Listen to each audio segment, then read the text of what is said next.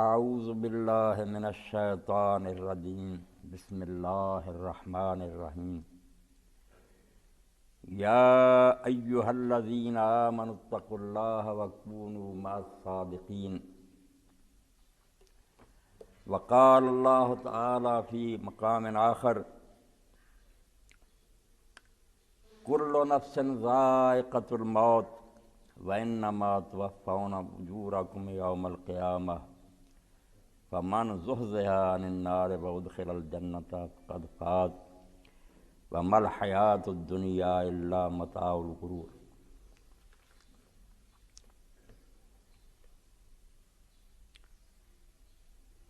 یہ پوری دھرتی عجائبات سے پر ہے۔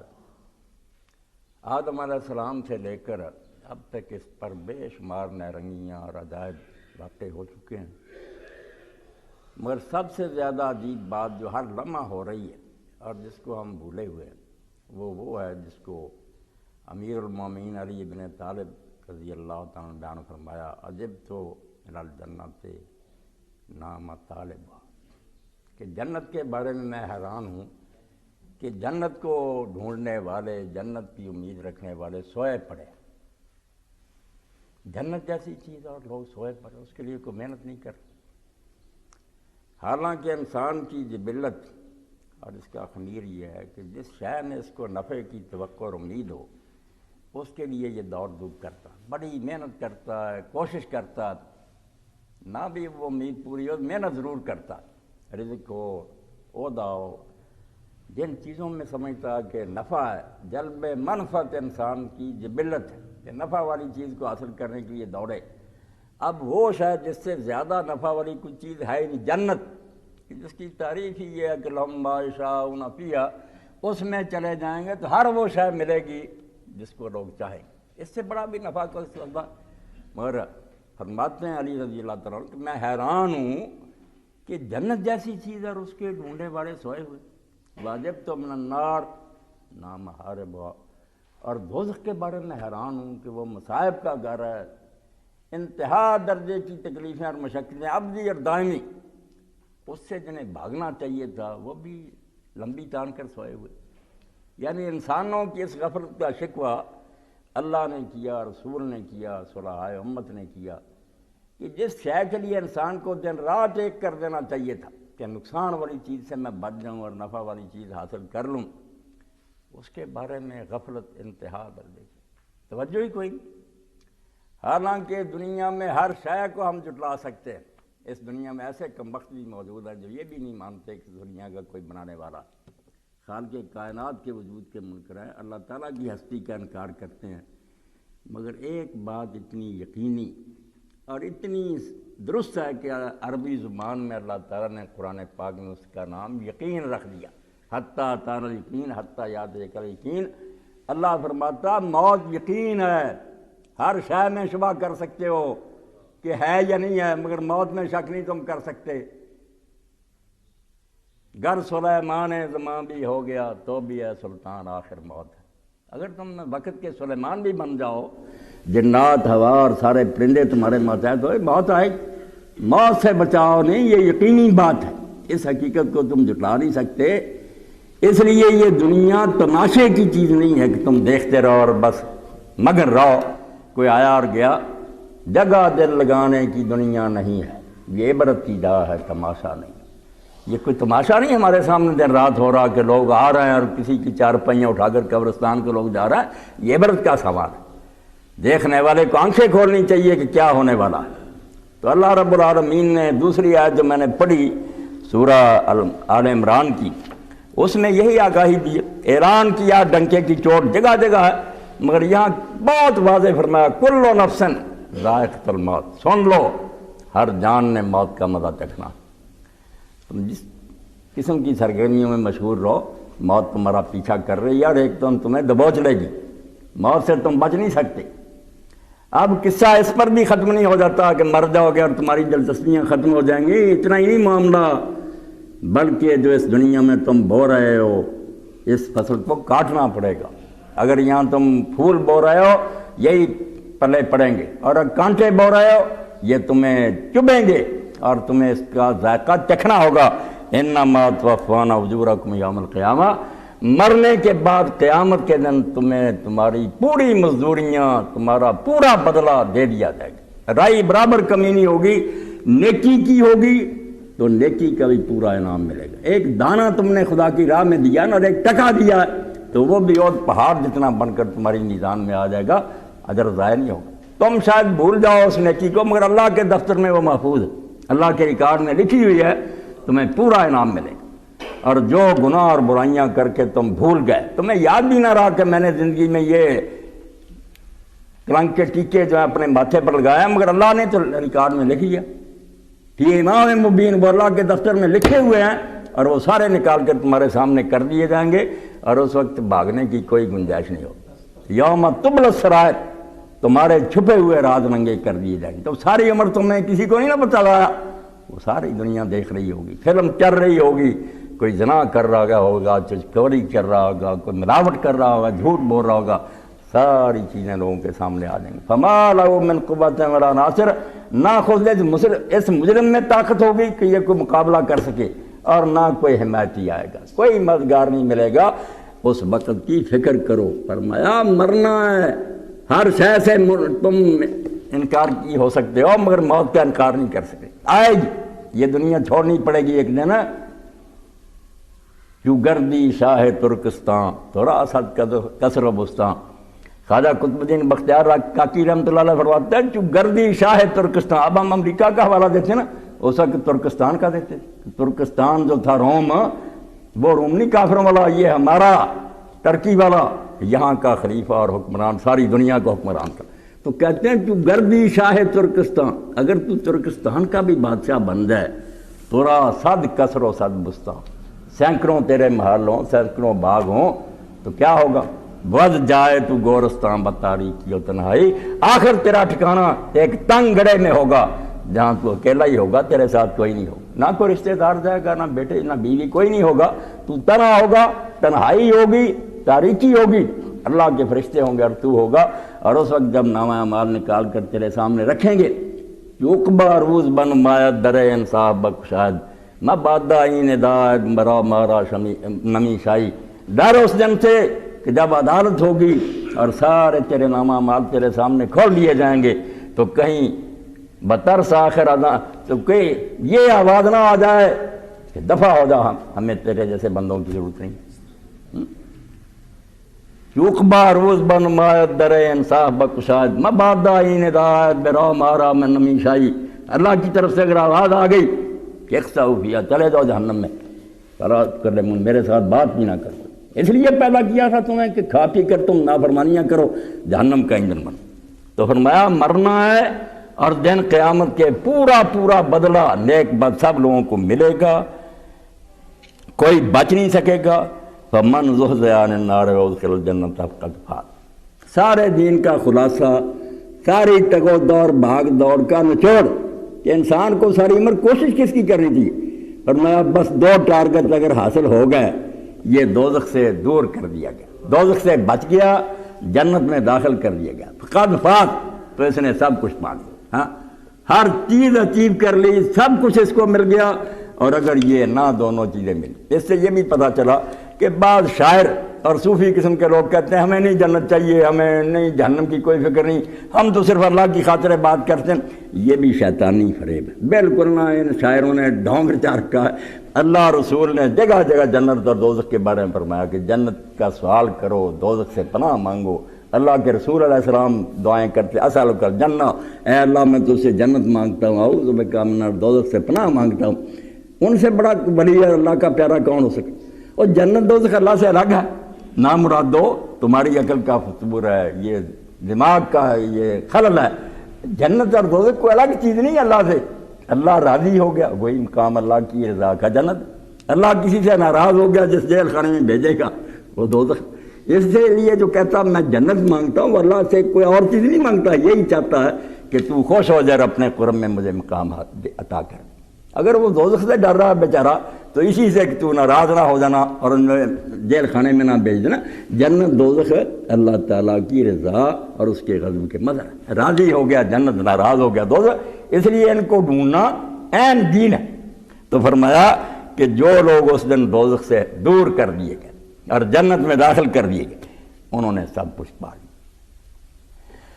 حدیث پاک میں آتا ہے ایک دیہاتی آدمی نے رسول کریم علیہ الصلوۃ والسلام سے عرض کیا کہ اللہ کے رسول میں گنگن نہیں جانتا۔ سادہ آدمی تھا، صاف۔ اس نے کہا کہ جس بات کے گرد آپ اور معاذ ابن جبل رضی اللہ عنہ بڑے عالم صحابی تھے کہ آپ ہر وقت جو گنگن کرتے رہتے ہیں نا، یہ دندنا یہ گنگنا مجھے نہیں آتا۔ آپ نے فرمایا تو کیا کہتا؟ اس نے کہا مجھے یہ لمبی چوڑی دعائیں آپ بھی گنگناتے رہتے ہیں، معاذ بھی پڑھتا رہتا، میں تو اتنا ہی کہتا ہوں اسأل اللہ الجنت واعوذ بہ من النار، میں اللہ سے جنت مانگتا ہوں، اللہ سے پناہ مانگتا ہوں کہ دوزخ سے بچائے۔ تو آپ نے فرمایا میں اور معاذ اسی کے گرد گنگناتے رہتے ہیں، معاملہ اتنا ہی ہے، بات بھی یہیں جا کر ختم ہوتی ہے۔ لمبی باتیں کریں یا تھوڑی کریں، خلاصہ تو یہی ہے کہ اللہ دوزخ سے بچا لینا، جنت میں داخل کرے۔ فرمایا جو جنت میں چلا گیا اور دوزخ سے بچ گیا اس نے سب کچھ پا لیا۔ وَمَا الْحَيَاةُ الدُّنْيَا إِلَّا مَتَاعُ الْغُرُورِ۔ اور یہ جو ہم اس معاملہ میں خسارہ اٹھا رہے ہیں کہ اس دنیا کے جو منافع ہیں نا ان کے پیچھے پڑ جاتے ہیں، اس دنیا کی لذتیں، اس دنیا کے نفع، اس دنیا کے مراتب رودے، ان کو حاصل کرنے کے لیے ہم حلال و حرام کی حدود پامال کر دیتے ہیں، اللہ کو ناراض کر لیتے ہیں، دوزخ میں جانا قبول کر لیتے ہیں، جنت ہاتھ سے جاتی ہے تو ٹھیک ہے، مگر یہ دنیا کی چیزیں ہمیں حاصل ہونی چاہیے۔ تو اللہ تعالیٰ فرماتا ہے وَمَا الْحَيَاةُ الدُّنْيَا إِلَّا مَتَاعُ الْغُرُورِ۔ یہ دنیا کی چیزیں کیا؟ یہ صرف فریب دینے والی چیزیں ہیں، جھوٹے ناگاں، ان کی میرا کاری، ان کی چمک تمہیں فریب دے رہی ہے، کچھ نہیں، یہ بالکل دو نمبر مال ہے، کچھ نہیں۔ اول تو اس کا ملنا مشکل، کتنے لوگ ہیں ساری عمر کوشش کرتے ہیں نہیں ان کی مراد ملتی، حاصل ہو جائے تو پھر اس کے پیچھے جو مصیبتیں ہیں، دیکھا آپ لوگوں کے فقیر اور درویش آرام سے جہاں جی چاہے سفر کرے، کوئی اسے خطرہ نہیں۔ یہاں کیا ہے، گاڑی پاس ہے، پیسے، ہر شخص کانپ رہا کہ پتہ نہیں یار خیریت سے گھر پہنچوں یا کیا ہو، خطرے ہی خطرے، رات کو نیند نہیں آتی، کرانشن کوف ہونی چاہیے، وہ سب مصیبتیں اس دنیا۔ اس کی لذت ایسی کوئی نہیں جو مصیبت سے خالی ہو، مشکلیں مشکل۔ اور پھر جو موت آنے والی ہے اس کے بعد تو یہ سارے مزے پڑے رہ جائیں گے، کوئی چیز بھی ساتھ نہیں جائے گی، سب ٹھاٹ پڑا رہ جائے گا جب لاد چلے گا بنجار۔ کیا ملا پھر کہ ساری عمر کوشش کی، اللہ ناراض ہوا، مرتے ہی مصیبتوں کا منہ دیکھنا پڑا، اور بیسل مسیر وہ ٹھکانہ مل گیا جس سے بدتر کوئی ٹھکانہ ہی، جو تکلیف چاہو اپنے ذہن میں لاؤ، سب مصیبتیں وہاں ہیں، وہ خریدنا چاہتے ہیں۔ فرمایا وَمَا الْحَيَاةُ الدُّنْيَا إِلَّا مَتَاعُ الْغُرُورِ۔ یہ دنیا کی زندگی جس کے پیچھے پڑ کر تم اللہ کو ناراض کرتے ہو، جنت کو ہاتھ سے دیتے ہو، دوزخ کو خریدتے ہو، یہ کچھ نہیں، یہ بالکل ایک نکنا مال ہے، کھوٹا ہے، یہ سارا کاروبار اس میں نہ پڑ۔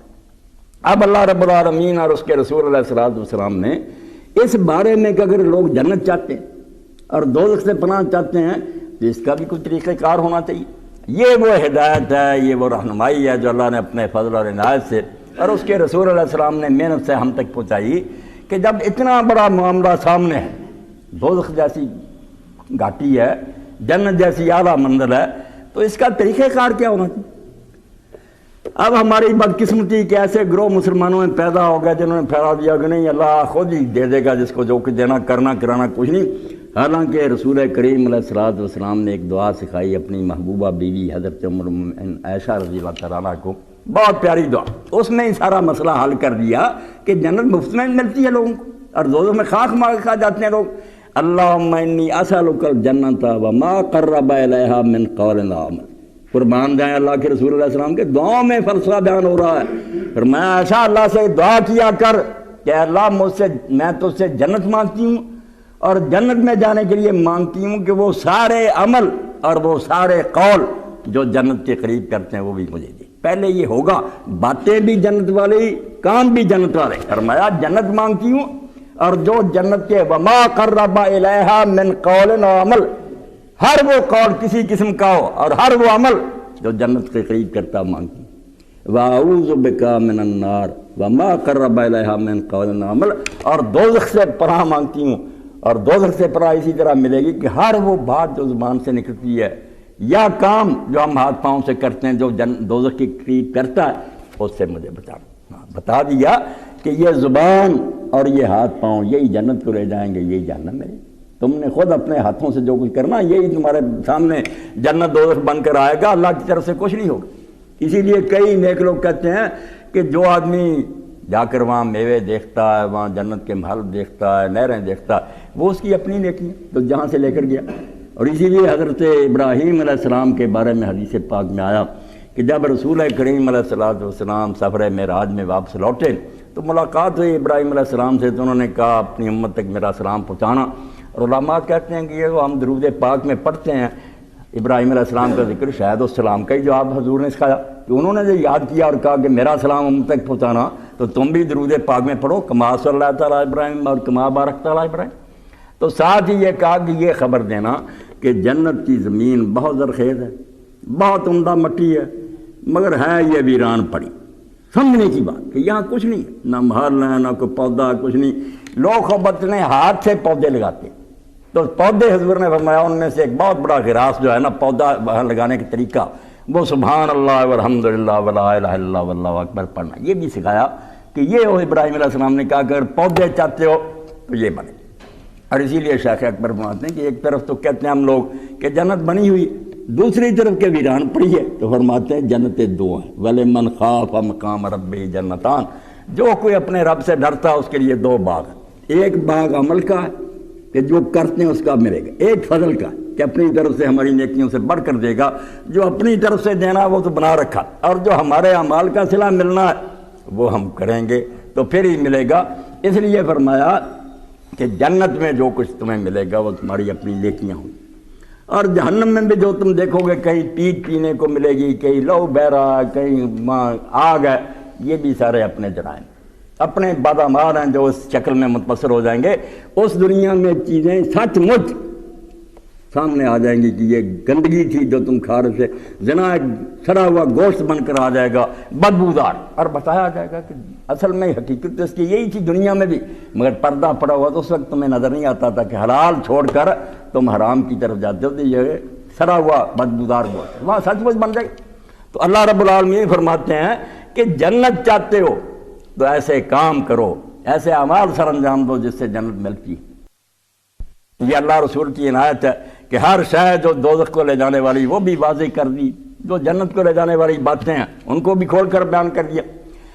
مگر اس بارے میں اصل شاید جو توجہ طلب ہے وہ یہ ہے کہ باتیں تو لوگ سارے کرتے ہیں، پتہ بھی ان چیزوں کا عموماً لوگ جانتے ہیں، بہت تھوڑے ہیں جو نہ جانتے ہیں، عوام تک جانتے ہیں کہ یہ باتیں جو ہیں اللہ کو ناراض کرنے والی ہیں، یہ باتیں خوش کرنے والی ہیں، مگر عمل کا داعیہ، عمل کا تقاضا، عمل کے لیے کوئی حرکت پیدا نہیں ہوتی، کرتے نہیں ہیں۔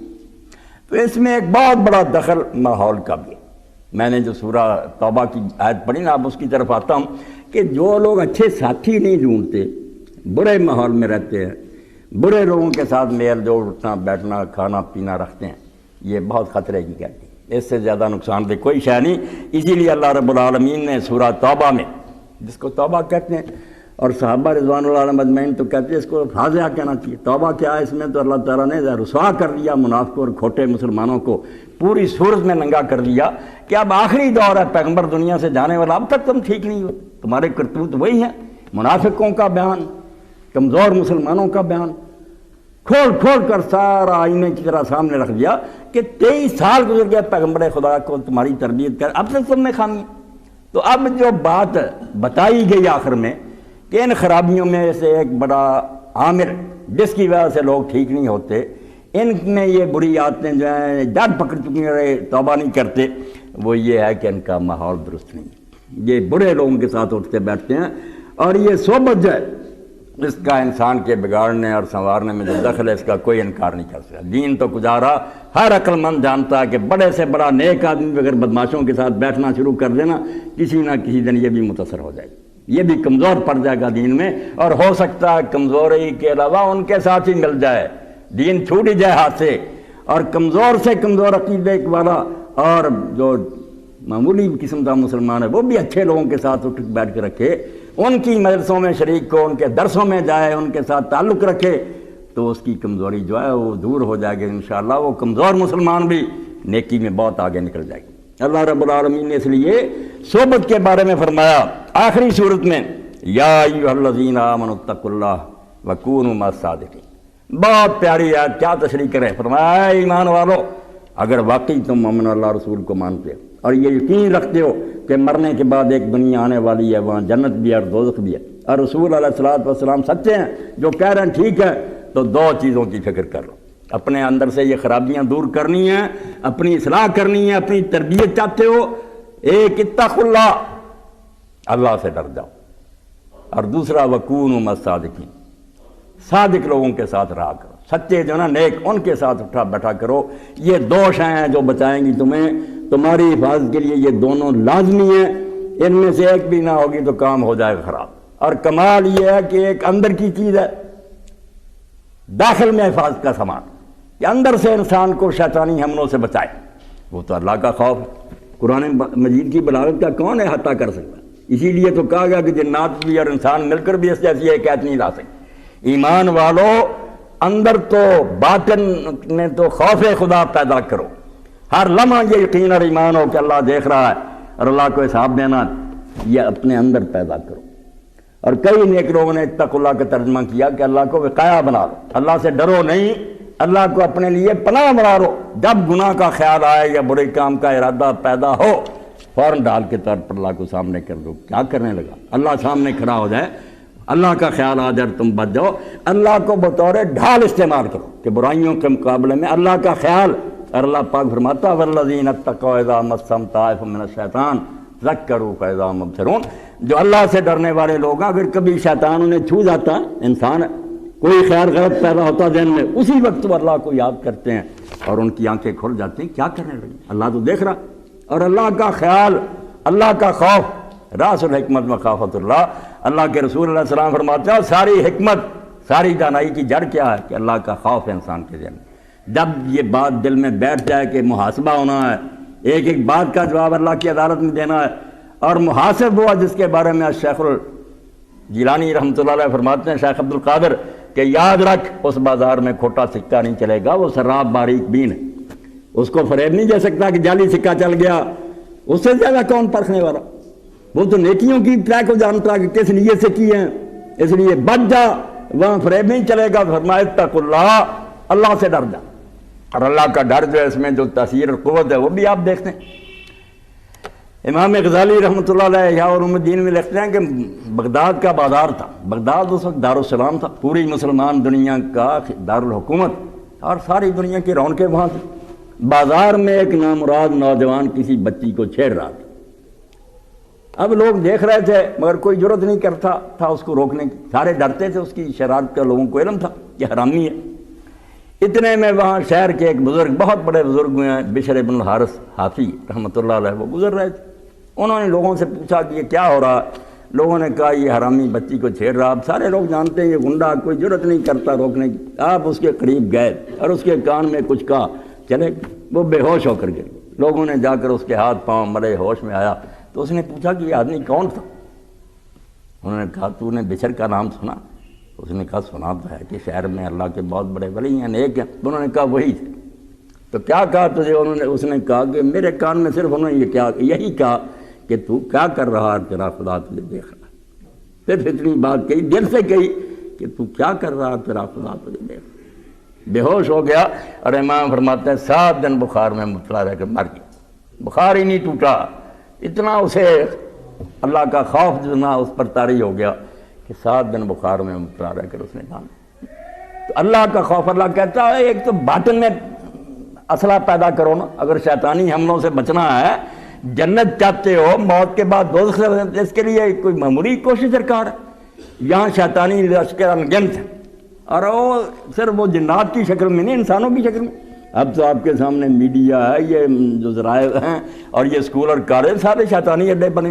بڑے بڑے دانشور آ رہے ہیں, علماء آ رہے ہیں, قرآن کی تفسیریں بیان کر رہے ہیں, اور قرآن کے نام پر ہی بے بدگی, قرآن کے نام پر ہی شراب کا جواز, قرآن کے نام پر ہی سود کی حلت, ہر وہ برائی قرآن کے نام پر کر رہا ہے. لوگ متاثر ہوتے ہیں, کہتے ہیں یارو بڑا عالم ہے, اس کی باتیں قائل کر. اس لیے رومی رحمۃ اللہ علیہ فرماتا ہے خبردار اے بسا ابلیس آدم روح ہے، سن لے بہت مرتبہ شکل آدمی کی ہوتا ابلیس ہے، شیطان ہوتا، وہ بڑا فلسفی ہے، بڑا دانشور، میرے فتنے یم یم دریا و دریا جو بجو. وہ تو اقبال کہتا ہے کہ الیاس اور خضر مجھ سے کانپ رہے ہیں، بڑے بڑے مجھ سے ڈر رہے ہیں، ان کی پیشنی اس کے سامنے آتی، بڑا نام مراد پڑھا لکھا، اس لیے وہ دھوکہ دیا جاتا. بس باہر دست لینا باید دست، ہر ایک کو عالم نہ سمجھو نہ دانشور سمجھو، یہ شیطان ہے گمراہ کر. تو اللہ کا خوف فرمایا سب سے پہلے تو اپنے اندر ایک سامان پیدا کرو کہ ہر وقت یہ دھیان میں رکھو کہ اللہ دیکھ رہا، اللہ کو حساب دینا. اور نیک لوگوں نے بڑی اچھی تفسیر کی کہ تقویٰ کے کئی لوگوں نے مفہوم بیان کے، بات تو ایک ہی ہوتی ہے، انداز مختلف ہوتے ہیں نا. تو ایک اللہ کے بندے کہتے ہیں تقویٰ کیا ہے، یہ جو بار بار آتا اللہ سے ڈرو اور تقویٰ اختیار کرو متقی بنو، خلاصہ یہ ہے اللہ یراک حیث نہاک، جہاں سے اللہ تعالیٰ نے روکا ہے وہاں اللہ تعالیٰ تجھے نہ دیکھے، جن جن چیزوں سے اللہ نے روکا ہے وہاں نہ تو نظر آئے، وَاللَّهَ يَفْقَدَكَ حَيْثُ أَمَرَكَ، اور جہاں تجھے حکم دیا ہے وہاں تجھے گم نہ پائے. بس اتنا ہی کہ جن چیزوں کا حکم ہے تجھے وہاں ہونا چاہیے، وہ کر رہا ہو تو، اور جن چیزوں سے روکا ہے بچ رہا. تو فرمایا کہ پہلی بات تو اہل ایمان یہ ہے کہ اپنی خامیاں دور کرنی ہیں، اور اپنے اندر سے یہ برائیاں جو ہیں ان کا ازالہ تم چاہتے ہو اور اچھے بننا چاہتے ہو کہ جنت ملے، تو اس کا طریقہ یہ ہے کہ ایک خوف خدا پیدا کرو اندر، اور باہر کیا کرو، وَكُونُوا مَعَ الصَّادِقِينَ. یہ ہے کونوا مع الصادقین کا ایک چھوٹا سا نمونہ کہ ایسی صحبت اختیار کرو، ایسے ساتھی ڈھونڈو، ایسے رفیق تلاش کرو جن کے ساتھ اٹھنے بینے سے اگر تم کمزور بھی ہوگے تو تمہیں سہارا ملے گا. قافلہ چل رہا ہے، کوئی مسافر تھک بھی گیا، دوسرا اس کا ہاتھ پکڑے گا، اس کو جرأت دلائے گا کہ یار تھوڑی منزل ہے چارہ کرو، لے جائیں گے، ورنہ بڑے بڑے جو ہیں ہمت ہار کر بیٹھ جائیں گے. تو کونوا مع الصادقین، یہ صحبت جو ہے کہ اچھے ساتھی تلاش کرو، باہر میں اس کا انتظام کرو، اندر خوف خدا پیدا کرو، باہر اچھے ساتھی ڈھونڈو، ان کے ساتھ رابطہ کرو، ان کے ساتھ مل جاؤ، ان سے خط و کتابت کرتے رہو، ملاقاتیں کرو، اپنی کمزوریاں ان کو بتاؤ، ان سے رہنمائی لو، انشاءاللہ راستہ جو ہے نا آسانی سے طے ہو جائے. یہ جنت کی طرف جو جا رہا نا راستہ، اللہ پاک نے اس کے لیے فرمایا دو سامان ضروری ہیں زاد راہ، ایک اللہ کا خوف، دوسرے اچھے ساتھی. اور اللہ کے رسول علیہ السلام نے اس بارے میں جو کہ فرمایا کہ ساتھی ڈھونڈتے وقت بہت خیال کیا کرو. اب بہت سی برائیاں جو ہے نا بچیاں اسی لیے ہیں کہ برے لوگوں کے ساتھ بیٹھتے رہتے ہیں، ماں باپ نہیں سوچتے کہ یہ کن کے ساتھ میری بچی چلتی پھرتی ہے، لڑکیوں کے ساتھ کیسی ہیں، بگڑ جاتی اور انجام بہت برا ہوتا ہے. کیا بیان کریں، اخبارات بھرے گا، لوگ چیختے ہیں کہ یہ کیا ہو گیا، مجھے تو توقع ہی نہیں تھی میری بچی ایسی ہو جاتی.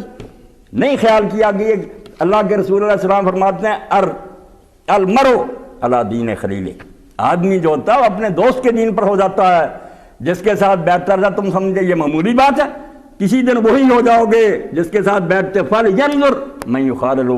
اس لیے خوب دھیان کیا کرو کہ تم کس سے دوستی کر رہے ہو، کن کے ساتھ اٹھتے بیٹھتے ہو، یا وہ آب طہور پلا رہے ہیں یا زہر پلا رہے ہیں تمہیں، یہ معمولی معاملہ نہیں. اور اسی لیے اللہ کے رسول اللہ علیہ السلام نے پیاری تمثیل کے ذریعہ بیان فرمایا کہ جو آدمی نیک لوگوں کے ساتھ بیٹھتا ہوا ایسے ہی ہے جیسے عطار کے پاس بیٹھے ہوا، جو عطر بیچ رہا ہے اس کے پاس بیٹھ، اگر وہ خریدے گا نہ بھی تو خوشبو تو آئے گی. اور دوسرا جو ہے اس کی مثال دی کہ وہ ایسا جیسے بھٹی والے کے پاس بیٹھ جائے کہ جلے گا نہیں، اگر آگ نہ بھی کپڑوں کو لگے گی دھواں تو آئے گا، گرمی اور وہاں حرارت تو محسوس کرے گا. اس لیے اچھا ساتھی اور برا ساتھی، اس کے لیے دین نے بہت تاکید فرمائی. اور اسی لیے یہ تنظیمیں قائم ہوتی ہیں. دور جو گزر گیا وہ جو ہمارا جو بہترین زمانہ تھا، جب ان جماعتوں کی ضرورت نہیں تھی، تحریکوں کی نہیں تھی، خلیفۃ المسلمین ہی ساری امت کا پیشوا تھا، وہی ان کا سیاسی رہنما تھا. جب بدقسمتی سے وہ نظام نہ رہا، حکومت الگ ہو گئی، دین الگ ہو گیا، اس وقت سے پھر دیندار لوگ اس فکر میں پڑ گئے کہ اگر ہم نے بھی یہ دھیان نہ کیا تو آہستہ آہستہ یہ بھیڑ جو ہے یہ گم ہو جائے گی، جیسے دوسری امتیں گمراہ ہو گئی ہیں. ساری خرابیاں آ جائیں گی، آئی بھی ہیں، مگر کافی حد تک جو لوگ کوششیں کرتے رہے اس کے اثرات بھی باقی ہیں کہ انہوں نے جس دائرے میں اس بارے میں کوشش کی کہ جتنوں کو بچا سکتے ہیں بچائیں. اور سید ابو العالی مودودی رحمۃ اللہ نے جب دارالاسلام بنایا اس وقت لکھا تھا خاکہ، تو اس نے کہا یہ خانقاہیں جو بنی تھی نا صوفیوں کی، پہلے نہیں تھا یہ کام کہ صرف یہاں پیری مریدی کرنی، یہ بھی ایک قسم کے ہسپتال تھے کہ انہوں نے سوچا کہ لوگ غرق ہو گئے، حکمران عیاشیوں میں پڑ گئے، عوام بھی ان کے پیچھے لگ کر خراب ہوتے جا رہے ہیں۔ تو جتنے لوگ ہم سے وابستہ ہو سکتے ہیں ہم پر ان کو لے کر کسی علیحدہ بیٹھیں، ان کی تربیت کریں، باتیں ان کی درست کریں، ان کی اخلاقیات کی فکر کریں۔ تو اس اصل میں تو وہ علاج ہی تھا، بعد میں اس میں بھی خرابیاں آ گئی۔ اسی طرح یہ تنظیمیں اور تحریکیں جو اس کا آپ ایک اجتماع آپ دیکھ رہے ہیں، یہ اصل میں یہ کوئی نہیں ہے کہ سال بعد ہم اکٹھے ہوں یا 15 دن کے بعد اور درس سن کر چلے جائیں۔ بات تو کونوا مع الصادقین کی، کہ جو لوگ سچے ہیں، دین پر چلنے والے، ان کے ساتھی بنیں، اپنے تن من دھن سے ان کا ساتھ دیں، اور اپنی اصلاح کی خاطر اور اپنی جنت اور دوزخی کے لیے پورا جہاد کریں، کوشش کریں کہ اللہ تعالیٰ ہمیں ان کا ساتھی بنائے اور ساتھ دے۔ اور اللہ نے الفاظ بھی ایسے چنے، ادھر منافقین سے کہ تذکرہ صورت بڑی توبہ، منافقوں کا ذکر ہے سارا، ادھر صادقین کا کوئی نہیں کہا کہ تم مومنوں کے ساتھ ہو جاؤ، تم مسلمین کے ساتھ ہو جاؤ۔ یہاں کیا لفظ بیان فرمایا؟ کونوا مع الصادقین، صادقوں کے ساتھ ہو جاؤ۔ اب صادق کیا؟ ہم تو صرف یہ کہتے ہیں جو آدمی بات سچی کرے۔ تو اللہ تعالیٰ سورہ منافقون کے شروع میں کہتا ہے کہ منافقوں سے زیادہ سچی بات کون کہتا تھا؟ وہ تو سب سے بڑی سچی بات کہتے ہیں، قسم کھا کر کہتے ہیں اذا جاءک المنافقون قالوا نشهد انک رسول۔ جب تیرے پاس منافق آتے ہیں اللہ کو گواہ کر کے کہتے ہیں کہ اللہ جانتا ہے کہ ہم گواہی دیتے ہیں تو اللہ کا رسول ہے۔ اب اس سے زیادہ کوئی سچ ہے؟ مگر اللہ تعالیٰ نے کیا کہا؟ سچا مانا انہیں، بات سچی کہہ رہے ہیں، واللہ یشہد انک لرسول واللہ یشہد ان المنافقین لکاذبون۔ اللہ نے کہا اللہ جانتا ہے، باقی اللہ کو پتہ ہے کہ رسول ہے تو اس کا، مگر اللہ یہ اعلان کرتا ہے کہ یہ منافق جھوٹے ہیں۔ اب بات تو سچی کہہ رہے، اللہ کہتا ہے جھوٹے۔ جھوٹے کیوں؟ قول و فعل میں تضاد، بات سچی کرتے ہیں عمل اس کے مطابق نہیں۔ اس لیے صادقین جو فرمایا نا اللہ نے کہ اگر میں زبان سے باتیں کرو گے تو یہ تو منافقین بھی کرتے ہیں، قیامت آنی ہے، رسول سچا، قرآن سچا، یہ نہیں بات۔ جب تمہارا عمل اس کے مطابق نہیں ہوگا اللہ نہیں تمہیں سچا مانے گا، قول کو نہیں مانے گا، عمل کو مانے گا کہ کرتے کیا ہو۔ مولانا اسرائی صاحب رحمۃ اللہ علیہ نے اسی لیے لغت کے حوالوں سے باقاعدہ حوالے دیے ہیں کہ عربی زبان میں صدق جو ہے نا، اس کا اصل مفہوم یہ ہے کہ جو چیز اوپر سے جیسی نظر آئے اندر سے بھی ویسی ہو۔ ایک نیزہ دیکھنے میں بہت اچھا بنا ہوا ہے اس کی گرے، مگر جب میدان جنگ میں گیا استعمال کیا کھوٹا نکلا، وہ ٹھیک نہیں نکلا، نکما، اس کو صادق القوب نہیں کہیں گے، وہ کاذب القوب، اس کی گرے جو جھوٹی۔ اور اس طرح اگر کوئی شاید دیکھنے میں بہت اچھی نظر آتی ہے مگر حقیقت میں وہ ایسی نہیں نکلتی، چھری ہے چمک رہی تھی کاٹا ہی نہیں اس نے، وہ کاذب ہے۔ تو اصل میں صدق جو ہے وہ قول و فعل کی مطابقت ہے کہ جو بات کہے آدمی وہی کرے۔ تو اللہ رب العالمین اسی لیے جو منافق تھے ان کے مقابلے میں کھڑے مسلمان جو تھے، جو کچھ کہہ رہے تھے وہی ان کا عمل تھا، ان کے بارے میں فرمایا ہے اگر تمہارے اندر یہ خواہش ہے، تم یہ چاہتے ہو کہ جنتی بن جاؤ اور دوزخ سے بچ جاؤ، دل میں خوف خدا پیدا کرو، باہر میں نیک لوگوں کے ساتھ اٹھ بیٹھ کر رکھو، کام ہو جائے گا درست۔ اور اگر تم برے لوگوں کے ساتھ بیٹھو گے راہ سا ایمان بھی گم کر دو گے۔ نوبت وہ ہوگی جس طرح رومی رحمۃ اللہ علیہ مثنوی فرماتے ہیں کہ ایک شخص نے بوری جو دی نا، وہ لگائی چکی پر، اب اس میں دانے ڈال رہا تھا، بوری بڑھے کوئی نا، اس نے کہا کیا بات ہے، اتنا میں کھپ رہا ہوں، محنت کر رہا ہوں، بوری بھرتی نہیں، دیکھا نیچے سے چوہے نے کتر لیا۔ تو جب کتری ہوئی بوری ہوگی کیا اس کو کاٹنے والے بھی نیچے سے، کیا دین ایمان ہوگا؟ تو ایمان کی حفاظت کے لیے لازمی ہے کہ ہم فکر مند بھی ہوں۔ اتنی بڑی دولت جس سے جنت ملے گی اور دوزخ سے بچاؤ ہوگا، اس کو سنبھال کر لے جائیں، اور اس کو سنبھالنے کی یہی ہے کہ کوئی چوہا نہ اس کو کترے، نہ اندر سے نہ باہر سے، نہ نفس نہ شیطان نہ دوست نہ رشتہ دار، کوئی ہمیں گمراہ نہ کر سکے۔ کونوا مع الصادقین، سچوں کے ساتھ ہو جاؤ۔ اگر ایسی کوئی دعوت آ جائے تمہارے سامنے، کوئی ایسی تحریک آ جائے، کسی کی طرف سے اعلان ہو جائے کہ ہم تو بھائی اور کچھ نہیں چاہتے، کسی سے ہمارا جھگڑا نہیں، کوئی رقابت نہیں، کوئی دکانداری نہیں، جو بھی دین کا کام کر رہے ہیں ہم ان کے لیے دعا گو ہیں، مگر ہماری جو ہے نا سمجھ اس کے مطابق یہی بات ہے کہ یہ راستہ بالکل صحیح ہے، کھرا ہے، اللہ رسول کا بتایا ہوا، ہم اس پر چل رہے ہیں، جو کچھ بھی ہمارے بس میں اس کے مطابق اپنی استطاعت کے ہم قدم اٹھا رہے ہیں، جو اس دعوت کو حق سمجھتا ہے اس میں ہمارا ساتھ دے۔ کونوا مع الصادقین۔ اور یہ اتنا بڑا معاملہ ہے کہ رومی رحمۃ اللہ علیہ ایک جگہ فرماتے ہیں کہ اگر ہو سکے تو برے دوست سے دور بھاگ۔ یہ برا ساتھی جو ہے نا، ان کے ساتھ ایسی جماعتوں اور لوگوں کے ساتھ تعلق نہ رکھ. یار بد بدتر بد از مارے بد.